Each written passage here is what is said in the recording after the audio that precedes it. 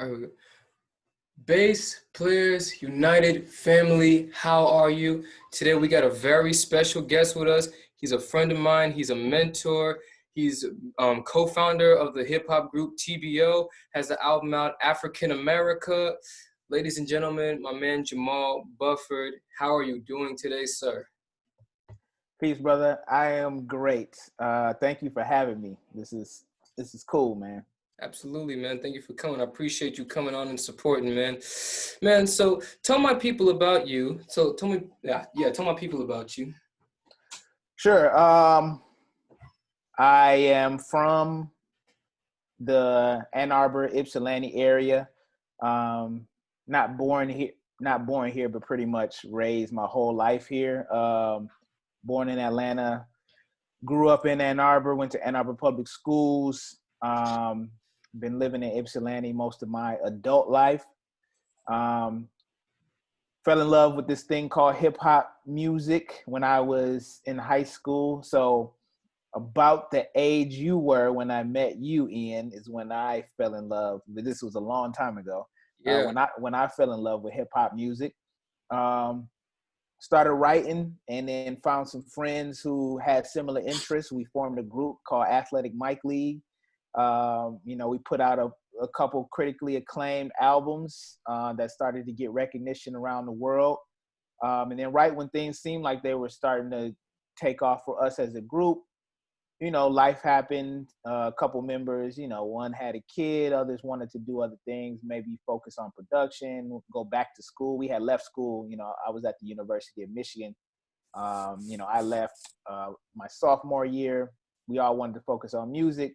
A couple cats wanted to go back to school. So then that's kind of when my solo career started as Buff One, around 2005. So started doing that. Toured all over the United States, 15 countries around the world. Um, and yeah, around 2010 is when I started the collective, the Black Opera, Mm. with my music and business partner, Majestic Legend. So yeah, been doing TBO for about 10 years now. I was just in Los Angeles a little bit before all this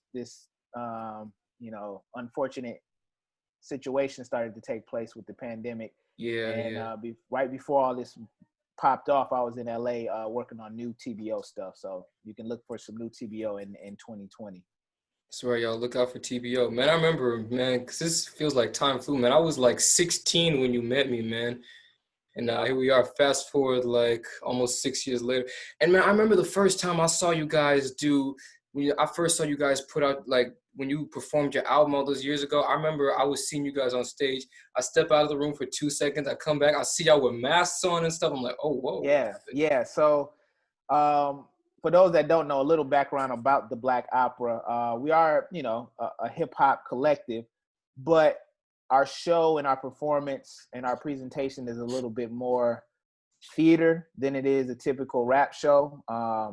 We kind of approach it like it's performance art, and we wear we have different wardrobe and mask changes for each song that we perform. Um, we definitely approach it with a more theatrical lens than a typical rap show. So yeah, that's what you saw when you saw us perform. Yeah, man, I like that, man. Live art, that's what I really call it, man. Yeah. So, man, talk about like your recent works, man. What you been up to?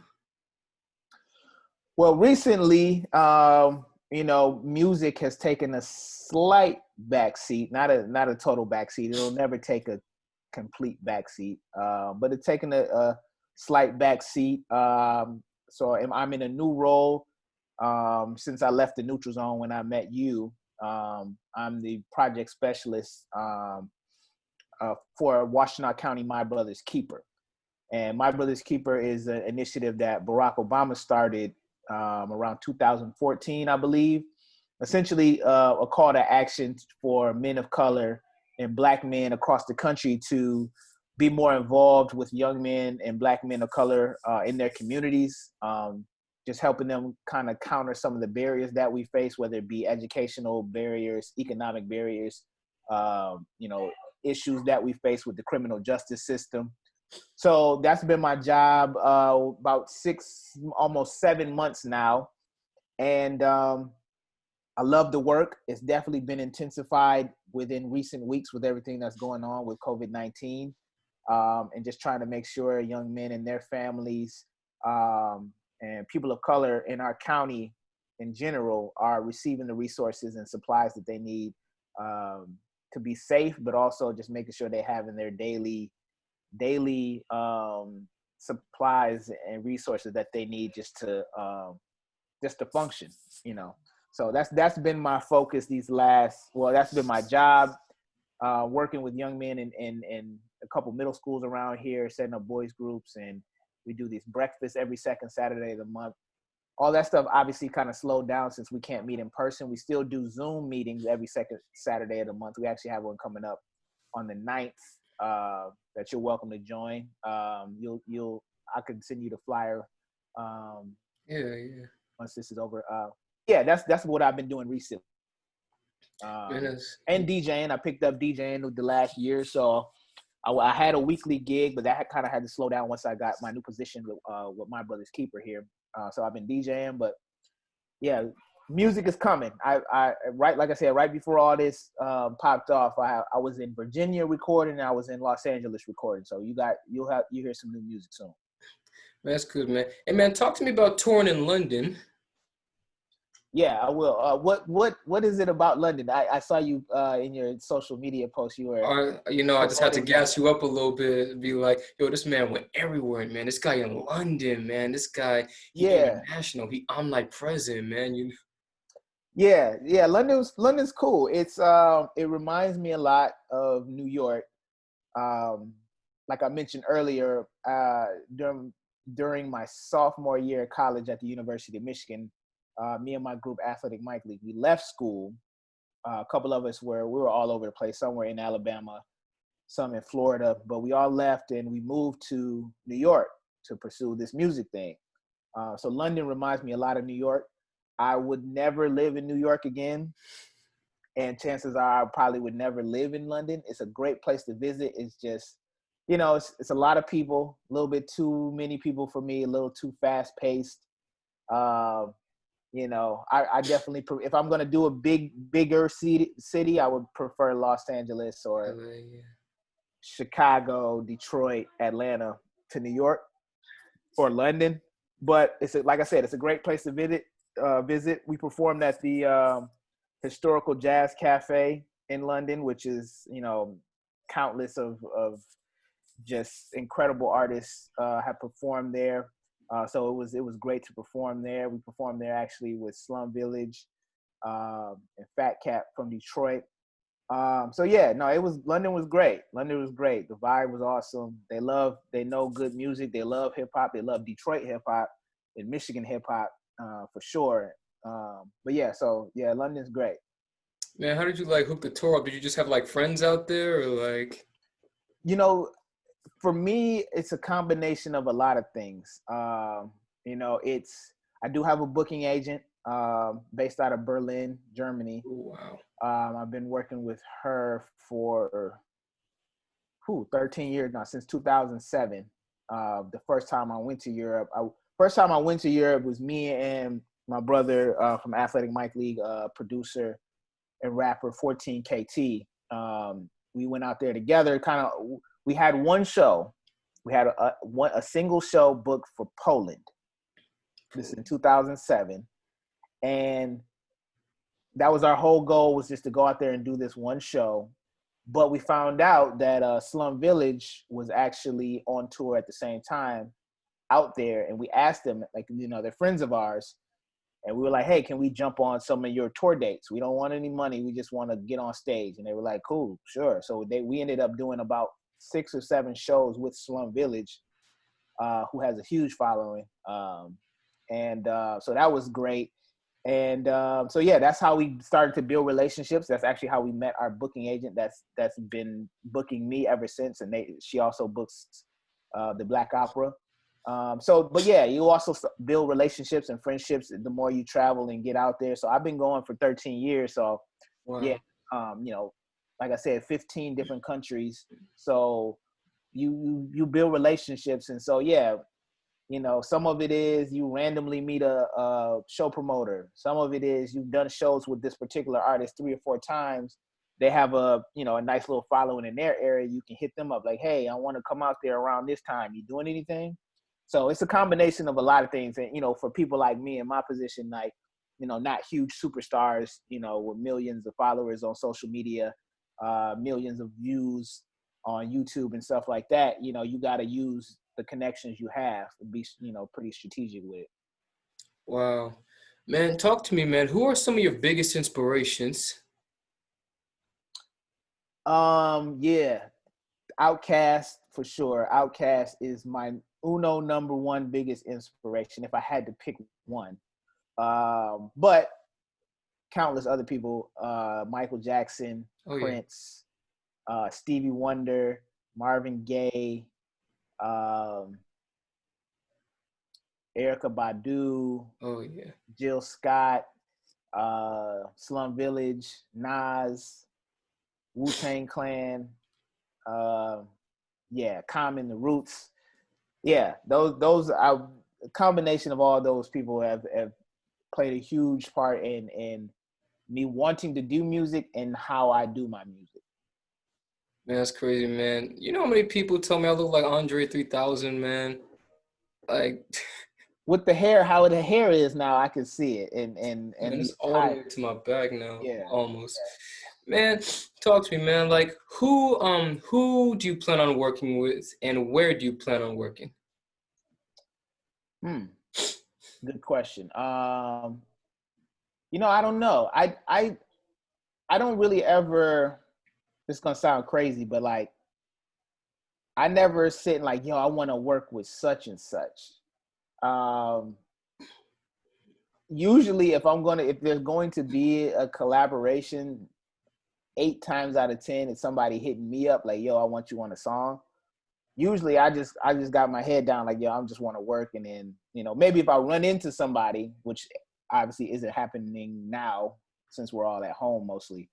But if I'm out at a show or a club or something and I run into somebody that I haven't seen in a while and I'm like, oh snap, it would be dope if we did something, then yeah, maybe. But I rarely, unless I'm like, oh, I hear this person singing this chorus or, you know, but who do I don't know.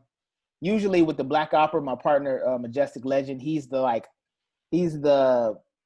idea guy. He comes up with literally 1,000 ideas a day, and part of that is usually who we should work with.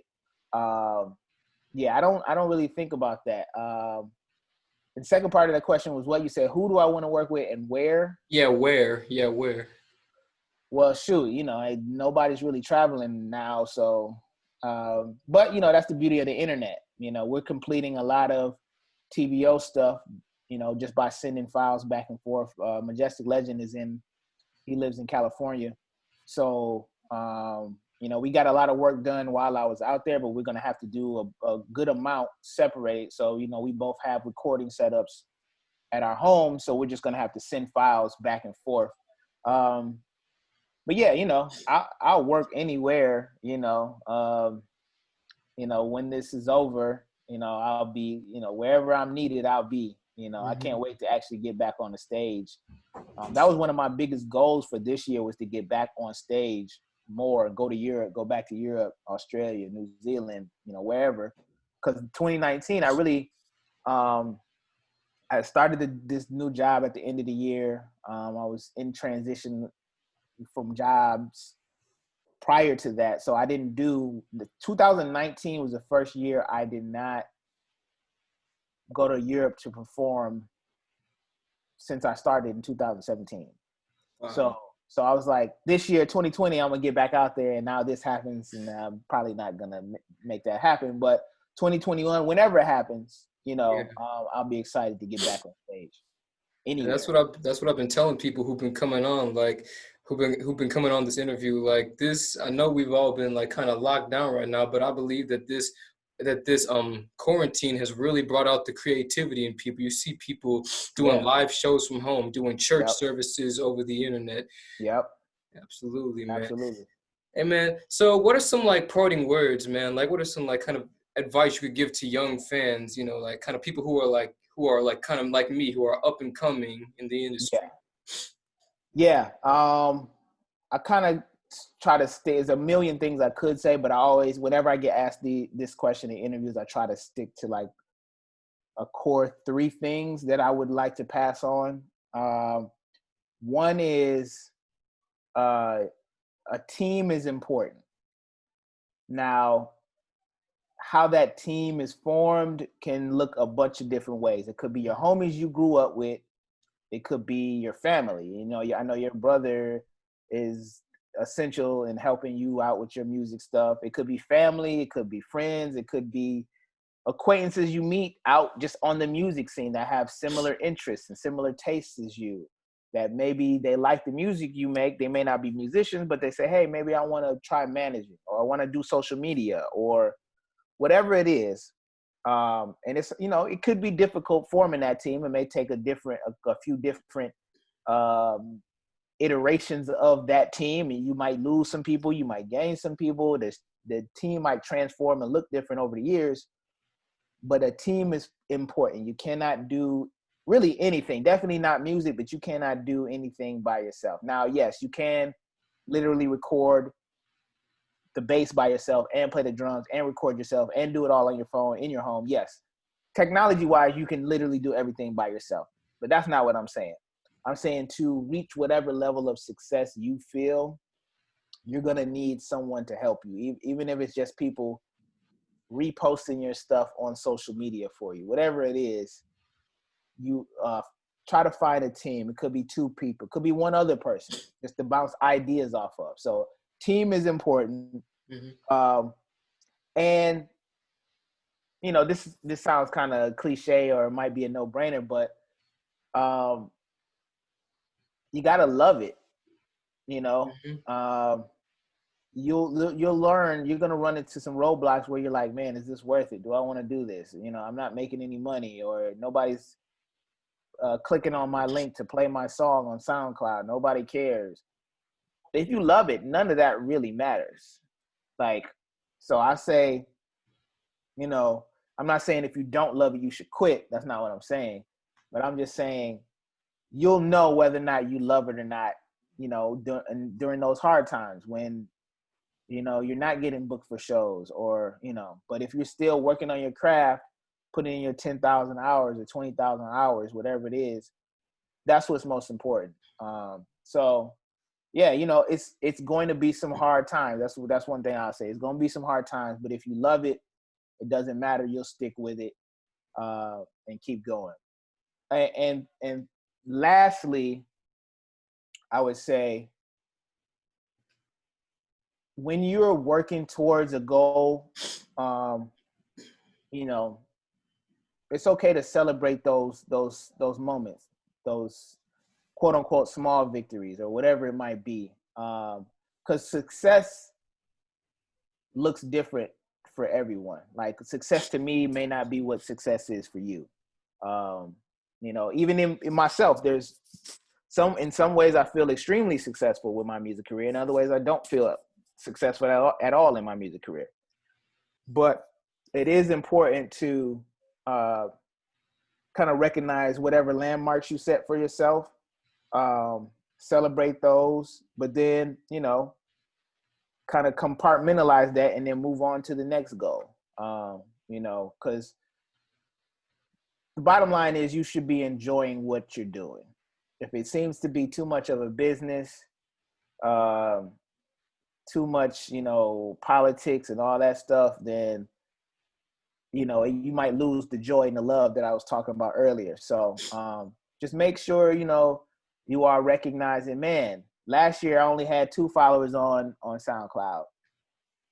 Now I got 8, it's not a lot, but it's 4 times I had last year. Whatever it might be, just celebrate those moments, and then keep pushing, because it is work. You do need to love it, but it is work. Getting your skills to a next level and improving and trying to pick up new talents and learn new technology and new ways to play the bass. You know, you might see a different technique somebody else use. You might want to adapt to that. So, or adapt that to what you do. So, you're always learning and growing. But yeah, just celebrate those small victories, I would say. Man, I gotta tell you, man, I really do appreciate you coming on, man. Hey, man, what are some man, what like where can people find you, social media wise? Yeah, everything Jamall Bufford. So JamallBufford. So two L's, two F's. Jamall Bufford, and everything The Black Opera. TheBlackOpera.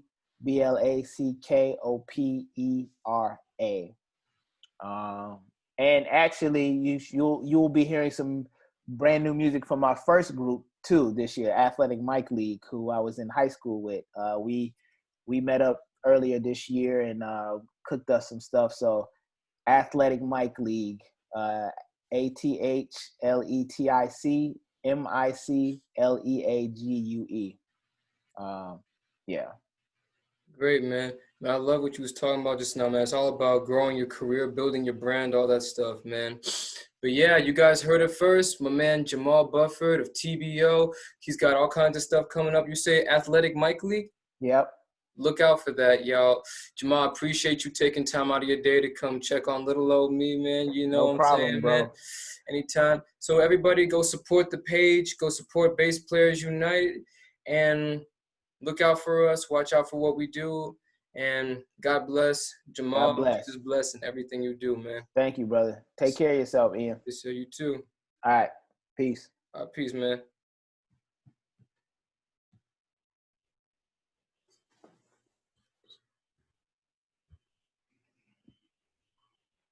Let's stop recording this thing too. Where's the recording?